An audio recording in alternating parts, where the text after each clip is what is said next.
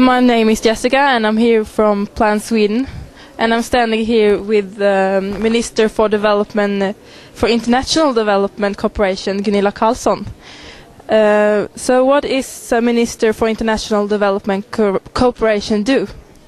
In Sweden we have a long tradition of having very generous development assistance in several countries in the world, and now we try to focus more where the needs are at most, for example in Africa, and to see that we can be more efficient in how we deal with the Swedish taxpayers' money to have the best results in the developing countries. And that means that we have to reach out more and to deal more of the people's and their perspectives in the developing world instead of just having our own projects. So we try to renew how Sweden are doing official development assistance.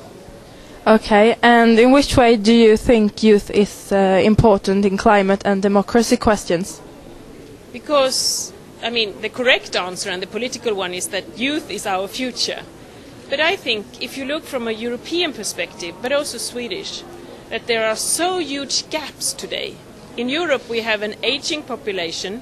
In Africa we have a very, very young population. In both continents we have to work better together to find new jobs, to find new opportunities, to combat oppression, to combat conflicts and wars, and to see how we together can attack the challenge on climate change, for example. And a precondition for that is that we work more together, that we realize each other's needs, and that we can't solve this without more of transparency, more of cooperation, and also base it on democracy and human rights. And that's why we don't only need good education, we also need to include and involve much better the perspective of the next generation to come. And we want to be involved, but in which way do you involve youth in your work? I think I need to be challenged. As a Minister for Development Cooperation, traveling to developing countries or dealing with partners in developed worlds about how to do development, I most of the time meet other ministers that are sometimes older than I, and many of them are men, and the child and young people's perspective are not always on our screen. That's why I have to think constantly on that. When traveling, I met with young schoolgirls in Palestine.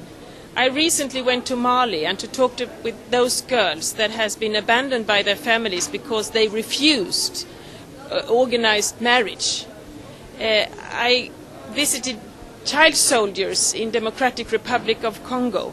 Everywhere I go on my visits, I try to meet with young people, to listen to them, as a contrast many times to the ministers.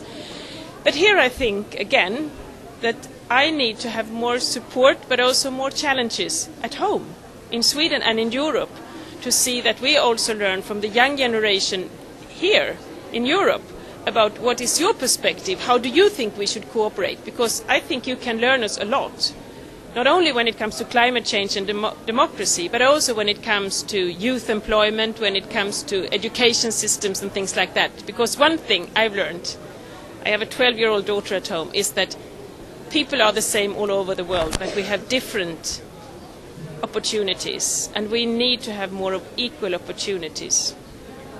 Okay, thank you, Gunilla. Thank you.